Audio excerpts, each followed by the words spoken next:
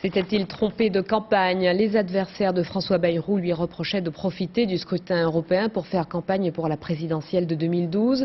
Aujourd'hui, ce sont de ses propres rangs que montent les critiques et surtout, beaucoup s'interrogent sur le choix fait par le président du MoDem en toute fin de campagne d'attaquer son principal concurrent, Daniel Cohn-Bendit, sur un terrain très personnel. Caroline Leginter.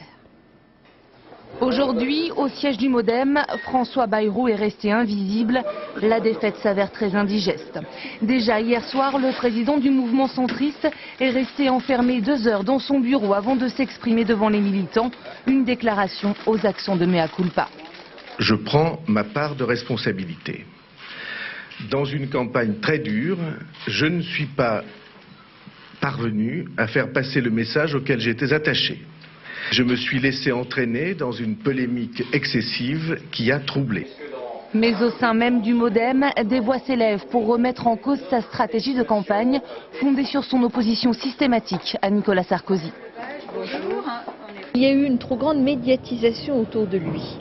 Ce qui fait que nous avons donné l'impression, et elle a été largement alimentée aussi par un certain nombre de ses adversaires, anciens amis, que le MoDem c'était François Bayrou tout seul. Et comme la communication s'est faite essentiellement sur son livre, effectivement on a très peu parlé d'Europe.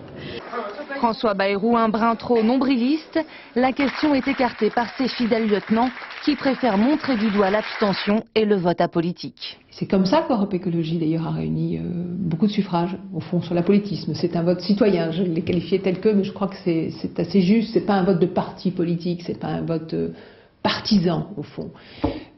Ça c'est pour une partie des gens qui ont voté. Et puis, il faut noter que 60% de nos compatriotes ne sont même pas allés voter. Un an après sa défaite au municipal de Pau, le président du MoDem doit faire face à un nouveau camouflé. Le 3e homme de la présidentielle devenu le 4e des européennes ne brille plus sous les feux de la rampe.